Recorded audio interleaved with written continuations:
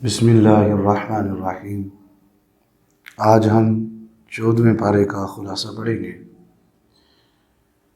14ویں پارے کی پہلی آیت مبارکہ ربما یود الذین کفروا لو کانوا مسلمین،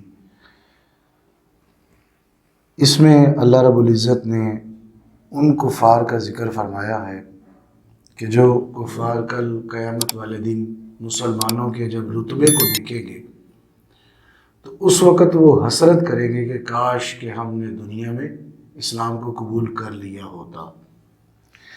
ایک تو یہ ان کی آرزوؤں کا اللہ نے ذکر فرمایا۔ یہاں اللہ رب العزت کا مسلمانوں کی طرف اشارہ ہے کہ اے مسلمانوں، تم خوش نصیب ہو کہ تم نے اسلام قبول کیا۔ یہ تمہاری خوش نصیبی ہے کہ تم نے اسلام کو قبول کیا، اللہ کو ایک مانا، اللہ کی توحید کا پرچار کیا۔ تو آج جو ہے اللہ رب العزت کے ہاں رتبہ و مقام ملا۔ ایک تو یہ، اور دوسرا حضرت ابو موسیٰ اشعری رضی اللہ تعالی عنہ سے ایک روایت مروی ہے۔ وہ یہ فرماتے ہیں کہ کل قیامت والے دن اللہ رب العزت کفار کو جہنم میں ڈال دے گا، اور وہ مسلمان کہ جو مسلمان جنہوں نے گناہ کیے ہوئے ہوں گے، اللہ رب العزت ان کو بھی جہنم میں ڈال دے گا۔ اب ہوگا کیا کہ کفار اور مسلمان دونوں آپس میں مکالمہ کریں گے، یعنی کفار کہیں گے مسلمانوں، تمہارا تو اسلام قبول کرنا تمہارے کام نہ آیا، تم نے اسلام بھی قبول کیا، اللہ کو ایک بھی تسلیم کیا، باوجود اس کے تمہیں دوزخ میں ڈال دیا گیا۔ تو پھر اللہ رب العزت جو ہے انہیں فوری طور پر اپنے فرشتوں کو حکم دے گا کہ فوری طور پہ ان کو باہر نکالو اور جنت کی طرف بھیج دو۔ اور جب اللہ رب العزت جو ہے وہ مسلمانوں کو، جو گناہ گار مسلمان ہیں، ان کو جب جہنم سے نکالے گا اور جنت کی طرف بھیج رہا ہوگا، تو وہ کفار جو جہنم میں ہوں گے اس وقت وہ حسرت کریں گے کہ کاش کہ ہم نے بھی اسلام قبول کر لیا ہوتا، آج اللہ رب العزت کے ہاں ہمیں بھی عزت افضائی ملتی، اللہ رب العزت ہمیں بھی اس جہنم سے آزاد کرتا اور جنت کی طرف بھیج دیتا۔ تو اللہ نے اس چیز کا ذکر اس پارے کے اندر ذکر فرمایا ہے۔ اور دوسرا یہاں پر یہ آتا ہے وَلَقَدْ خَلَقْنَا الْإِنسَانَ مِنْ صَلْصَالٍ مِنْ حَمَإٍ مَسْنُونٍ۔ اب اس آیت مبارکہ میں اسی پارے کے اندر اللہ رب العزت نے تخلیق آدم، تخلیق انسان کے بارے میں ذکر فرمایا ہے کہ ہم نے انسان کو بجتی ہوئی بدبودار گارے دار مٹی سے پیدا فرمایا ہے۔ اب یہاں سب سے پہلے تو ہم نے یہ سمجھنا ہے کہ انسان سب سے زیادہ اشرف المخلوقات میں سے ہے، سب سے زیادہ عزت افزائی انسان کو ملی ہے۔ اللہ رب العزت نے جتنی بھی مخلوقات پیدا کی ہیں تمام سے خوبصورت انسان کو بنایا اور تمام سے زیادہ عزت افزائی انسان کو دی، لیکن جب اس کی تخلیق ہوئی نا تو اس کی تخلیق اللہ رب العزت نے ایک بدبودار گارے دار مٹی سے بنایا تاکہ یہ انسان تکبر نہ کر پائے۔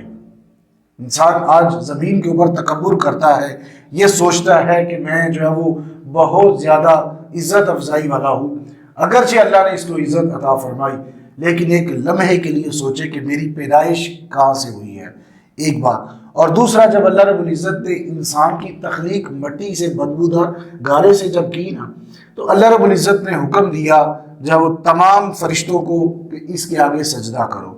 ایک لمحے کے لیے سوچا جائے کہ جتنے فرشتے ہیں یہ نورانی ہیں، نور کی تخلیق ہے، اور نور کی تخلیق کو حکم دیا جا رہا ہے کہ سجدہ کرو کس کو؟ کہ جس کو ہم نے بنایا بدبودار گارے دار مٹی سے، اس کو سجدہ کرو۔ تو ایک دفعہ ذہن میں تو آتا ہے کہ ہم بہتر ہیں، لیکن اللہ کا حکم تھا کہ سجدہ کرو، تمام فرشتوں نے سجدہ کر لیا الا ابلیس، سوائے ابلیس کے۔ اس نے یہ کہا کہ انا خیر من، میں سب سے بہتر ہوں۔ تو جب انسان اپنے آپ کو بہتر جو ہے وہ تسلیم کرنے کے در پہ لگا ہوتا ہے تو یوں سمجھ لے کہ پھر وہ دار اسلام سے خارج ہی ہوگا۔ تو جو ہے وہ اللہ رب العزت کو ہی کبریائی زیب دیتی ہے، انسان کو زیب نہیں دیتی، کسی بھی چیز کو جو ہے وہ کبریائی زیب نہیں دیتی، یہ صرف اللہ ہی کی صفت ہے۔ تو اس ابلیس نے یہ کہا کہ میں بہتر ہوں، تو میرے رب نے فرمایا کہ تو اخرج منہا، تو یہاں سے نکل جا، یعنی تو دار اسلام سے نکل جا، تمہارا جو ہے وہ یہاں پر کوئی تعلق نہیں ہے دین اسلام سے۔ تو اس چیز کا اللہ نے یہاں پر ذکر فرمایا۔ اور پھر آگے جا کے جو وہ سورۃ النحل کا اسی پارے کے اندر آغاز ہو رہا ہے. نحل کہتے ہیں شہد کی مکھی کو.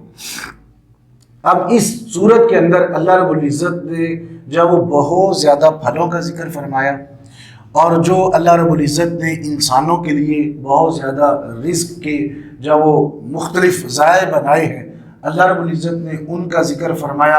اور جو ہے وہ اس کے علاوہ اللہ رب العزت نے جو انسانوں کو نعمتوں سے نوازا ان نعمتوں کا ذکر اس میں کیا. تو اس وجہ سے اس سورت کا نام سورہ نحل رکھا تاکہ وہ جو اللہ رب العزت نے رزق بنایا ہے انسان تو کھاتے ہی کھاتے ہیں لیکن جو شہد کی مکھی ہے اس کا بھی ذکر ہے کہ وہ ان جب وہ پھلوں کو کھاتی ہے اور وہ اندر لے جاتی ہے اور انہی پھلوں سے پھر وہ ایک میٹھا شہد بناتی ہے. تو اس وجہ سے اللہ رب العزت اس وجہ سے اس سورت کا نام جو ہے وہ سورۃ النحل رکھا. اور اس کی پہلی آیت ہے اتا امر اللہ فلا تستعجلوا سبحانہ وتعالی عما یشرکون. اب اس آیت مبارکہ میں اللہ رب العزت نے یہ فرمایا کہ جب وہ جو نا کفار تھے کفار نے جو ہے وہ جلدی عذاب مانگنے کی جو ہے وہ خواہش کا اظہار کیا.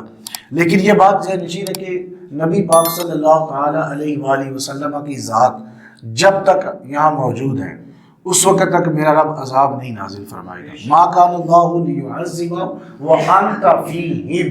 یعنی اے پیارے حبیب یہ اگرچہ عذاب مانگتے ہیں لیکن جب تک آپ ان میں موجود ہیں اس وقت تک میں عذاب نہیں بھیجوں گا. ایک لمحے کے لیے سوچا جائے ہمارے گناہ بنی اسرائیل سے زیادہ ہے. انہوں نے تو ہفتے والے دن مچھلی کھائی تھی کوئی بہت بڑا گناہ تو کیا نہیں. ایک لمحے کے لیے سوچا جائے ہفتے کا دن ان کے لیے عبادت کا دن تھا تو انہوں نے عبادت کو ترک کیا تو مچھلیاں پکڑنا شروع کر دی. وہ کوئی بہت بڑا گناہ واضح تو نہیں نظر آتا لیکن اللہ رب العزت نے ان پر عذاب بھیج دیا. کونوا قردۃ خاسئین. ان کو دودکارے ہوئے بندر تک بنا دیا. لیکن ہم جو ہے وہ ہمارے گناہ ان سے زیادہ ہے. ماؤں کو ذلیل ہم نے کیا اس کے علاوہ جو ہے وہ مساجد کی بے حرمتی ہم نے کی. جب وہ گناہوں کے اڈے ہم نے بنا لیے اور جب اتنی جدت ہم میں آئی جو گناہ ہمارے اندر پائے جاتے ہیں وہ تو پہلی امتوں میں نہیں پائے جاتے تھے لیکن اللہ کا عذاب نہیں آ رہا. تو یہ کس کا کرم ہے؟ یہ میرے نبی کا کرم ہے کہ آپ جب تک ہمارے اندر موجود ہیں اس وقت تک عذاب نہیں آ رہا. تو اس چیز کا ذکر فرمایا کہ عطا امر اللہ اللہ کا امر جو ہے وہ آنے والا ہے. یعنی یہاں سے یہ فرمایا کہ اللہ کا امر آنے والا ہے. فلا تستعجلوا بس تم عجلت نہ کرو. یعنی ان کفار کو یہ کہا جا رہا ہے کہ تم عجلت سے کام نہ لو اللہ کا عذاب جو ہے اس کا امر آنے والا ہے. اب یہاں سے مفسرین کرام نے ایک تو یہ لکھا کہ دوسرا یہ لکھا کہ حضور علیہ الصلوۃ والسلام نے اپنی 2 انگلیوں کو یوں اوپر لہرایا. آپ نے فرمایا میرے اور قیامت کے درمیان اتنا ہی خلا ہے جتنا یہ 2 انگلیوں کے درمیان خلا ہے. یعنی آپ نے فرمایا قیامت اتنا انسان کے قریب ہے. انسان تو یہ سوچتا ہے کہ ابھی بہت دن پڑے ہیں بہت آگے یا جا کے لیکن میرے نبی نے فرمایا کہ اتنی ہی صرف جب وہ مقدار ہے جتنی ہے میری 2 انگلیوں کے درمیان ہے اتنی قیامت بعید ہے. تو انسان کو پھر اس چیز سے جب عبرت حاصل کرنی چاہیے کہ قیامت بالکل قریب ہے. اور پھر اس کے بعد آگے ذکر ملتا ہے والخیل والبغال والحمیر لترکبوها وزینہ ویخلق ما لا تعلمون. اللہ رب العزت نے فرمایا گھوڑے خچر اور جو وہ سواریاں گدھے یہ انسانوں کے لیے ہم نے بنائی ہیں. اسی کے ضمن میں آتا ہے کہ اللہ رب العزت نے اسی کے علاوہ جو ہے وہ اور بھی بہت زیادہ زمین کے اندر جب وہ زینت کے لیے چیزیں بنائی جن سے انسان نفع حاصل کر سکتا ہے فائدہ حاصل کر سکتا ہے. جس طرح جب وہ بھیڑ ہے گائے ہے بکری ہے اس کے علاوہ جو وہ بھینس ہے ان کا انسان دودھ بھی پیتا ہے اور اس کے علاوہ ان کا جو ہے وہ گوشت بھی اللہ رب العزت کی طرف سے حلال ہے. تو اللہ نے اس چیز کا ذکر فرمایا کہ اے انسان تو ذرا غور کر کے ہم نے اتنی چیزیں تمہاری زینت کے لیے بنائی ہیں.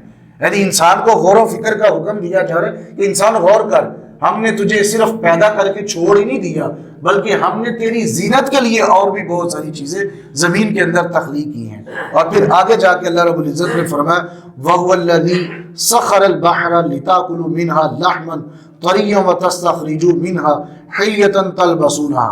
اب اللہ رب العزت نے اس آیت مبارکہ میں یہ فرمایا کہ وہی ہے رب جس نے تمہارے لیے مسخر کر دیا کس چیز کو بحر دریاؤں میں کس چیز کو لِتَأْكُلُوا مِنْهَا لَحْمًا طَرِيًّا. یعنی اللہ رب العزت نے تمہارے لیے اسی جب وہ سمندر اسی دریا کو تمہارے لیے مسخر کیا اور اسی سمندر کے اندر اللہ رب العزت تمہارے لیے گوشت بنایا، یعنی جو یہاں سے مراد مچھلی ہے، جب مچھلی کا انسان گوشت کھاتا ہے اور انسان کو بڑی لذیذ لگتی ہے، تو اللہ رب العزت نے فرمایا کہ کیونکہ اس سورت کا نام نحل، میں نے پہلے بتایا کہ اس میں اللہ رب العزت نے اپنی نعمتوں کے بارے میں ذکر فرمایا۔ آپ دیکھیے اللہ نے کتنی نعمتوں سے نوازا، اس پانی کو بھی ضائع نہیں ہونے دیا، اس پانی کے اندر بھی ہمارے لیے انسانوں کے لیے اللہ نے گوشت بنا دیا، اور اسی پانی کے اندر پھر چلنے کے لیے جب وہ کشتیاں بنا دی کہ تم اسی پانی سے سفر کر کے ایک جگہ سے دوسری جگہ بھی منتقل ہو سکتے ہو۔ تو یہ اللہ رب العزت نے انسانوں کے لیے اتنا کچھ بنایا۔ اور پھر آگے جا کے جو ہے وہ سورت السجدہ کا آغاز ہو رہا ہے، تو اس میں سورت السجدہ اس وجہ سے کہتے ہیں کہ اللہ نے اس سورت کے اندر بندگی کا ذکر فرمایا کہ انسان تو میری بندگی کر، تو جب انسان اللہ کی بندگی کا سوچتا ہے تو فوری طور پہ ذہن میں خیال آتا ہے کہ میں اس کو سجدہ کروں، تو اس وجہ سے جو ہے وہ اس سورت کا نام سورہ السجدہ رکھا، تاکہ انسان جب بندگی کے قریب آئے تو اللہ کے ہاں سجدہ ریز ہو۔ پھر اس سے آگے اللہ رب العزت نے بڑی خوبصورت بات انسان کے لیے فرمائی، وَلَا تَكُونُوا كَالَّتِي نَقَضَتْ غَزْلَهَا مِن بَعْدِ قُوَّةٍ أَنْكَاثًا۔ اب اللہ رب العزت نے فرمایا یہاں پر جب ہم وعدہ کرتے ہیں اور وعدہ خلافی کر لیتے ہیں، انسان نے وعدہ کیا اور انسان فوری طور پر اپنے وعدے سے مکر جاتا ہے، تو میرے رب نے فرمایا کہ اس عورت کی طرح نہ ہو جا کہ جو اپنا سوت کاٹتی ہے، سوت کاٹنے کے بعد جب وہ مکمل بن جاتا ہے نا، مکمل ہو جاتا ہے، اس کے بعد وہ توڑ دیتی ہے۔ یہ مکہ کی ایک عورت تھی، اللہ نے اس کی مثال قرآن پاک کے اندر دی۔ وہ مکہ کی ایک عورت تھی، وہ سارا دن سوت کاٹتی، اپنی جب وہ غلام لونڈیوں سے بھی سوت کٹواتی، وہ بھی سوت کاٹتی، جب دوپہر کا وقت آتا بالکل ریڈی ہو جاتا مال، اور اسی وقت کہتی تمام کو توڑ دو۔ تو اللہ رب العزت نے فرمایا کہ تم جب کسی سے عہد کرتے ہو نا، عہد اس عورت کی طرح کا نہ کرو کہ جس نے صبح عہد کیا، یعنی صبح بنایا دوپہر کو توڑ دیا۔ انسان کو حکم ہوا کہ تو بھی اپنا عہد کر، اس عورت کی طرح عہد نہیں رکھنا کہ صبح عہد کیا دوپہر کو توڑ دیا، بلکہ نہیں، جب عہد کرنا ہے تو پکا وعدہ کرو جب بھی کسی سے وعدہ کیا۔ بے شک ان العہد کان مسئولا، اللہ رب العزت ہے کہ ہاں جب وہ وعدوں کے بارے میں، عہد کے بارے میں سوال کیا جائے گا کہ تو نے کسی سے وعدہ کیا تھا تو پورا نہیں کیا۔ اور پھر اس کے بعد آگے جا کے آتا ہے فَإِذَا قَرَأْتَ الْقُرْآنَ فَاسْتَعِذْ بِاللَّهِ مِنَ الشَّيْطَانِ الرَّجِيمِ۔ میرے رب نے فرمایا کہ جب بھی قرآن پاک کی تلاوت تمہارے سامنے کی جائے، یعنی قرآن پاک پڑھا جائے، تو اس سے پہلے جو شیطان رجیم سے پناہ مانگ لی جائے۔ یعنی یہاں سے ایک تو یہ ملتا ہے کہ شیطان سے پناہ مانگ لی جائے، اور دوسرا جب یہ بھی ملتا ہے، مفسرین کرام نے لکھا کہ جب قرآن پاک کی تلاوت ہو رہی ہو تو اس کو خاموشی سے سننا جو ہے وہ انسان کے لیے واجب ہے، لعلکم ترحمون، تاکہ تمہارے پر رحم کیا جائے۔ یعنی ہوتا ہی ہے کہ قاری قرآن تلاوت کر رہا ہوتا ہے، جس طرح جو ہے وہ بعض اوقات ختموں میں جانا جو وہ ہوتا ہے، یا کبھی ختم ہوتا ہے تو ادھر سے قاری صاحب کو کہا جاتا ہے تلاوت شروع کرے، پیچھے سے جو ہے وہ اپنے معاملات شروع کیے ہوتے ہیں، تو یہاں اس چیز سے منع فرمایا گیا۔ یا دوسرا قبرستان میں ہوتا ہی ہے کہ جب مردے کی تدفین چل رہی ہوتی ہے، کہا جاتا ہے قاری صاحب سرانے کی طرف کھڑے ہو کے سورۃ البقرہ کے پہلی اور آخری آیات جو ہے وہ تلاوت کی جائے، تو قاری صاحب، امام صاحب، حافظ صاحب جو بھی ہے وہ تلاوت شروع کر دیتے، ہم اوپر پھول ڈالنا، اپنی باتیں کرنا، نہیں، ایسا نہیں۔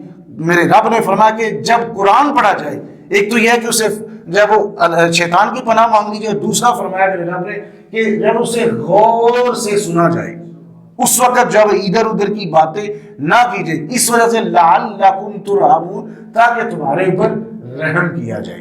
اور پھر اس کے بعد ملتا ہے ادعو الی سبیل ربک بالحکمۃ والموعظۃ الحسنہ۔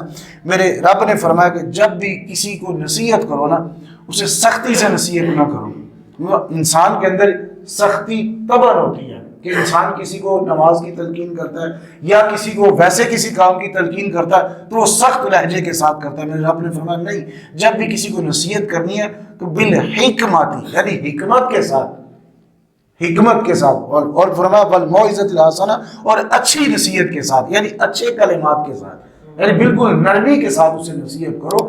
اگر کسی نے نرمی کے ساتھ کسی کی نصیحت کی، گویا کہ اس نے اس کی نصیحت کر لی۔ اگر کسی نے سختی سے کی تو اس نے نصیحت نہیں کی بلکہ اسے پہلے سے بھی زیادہ بگاڑنے کے بھی اس نے ساتھ دیا ہے۔ تو اس وجہ سے جب بھی کسی کو امر بالمعروف اور نہی عن المنکر یعنی اچھے کام کا حکم کرنا ہے اور برے کاموں سے منع کرنا ہے تو کوشش کرے پیار سے نرمی سے سمجھائیں تاکہ اسے بات کی سمجھ آ سکے۔ اللہ رب العزت سے دعا ہے جو سنا سنایا اس کو سمجھنے کی توفیق عطا فرمائے۔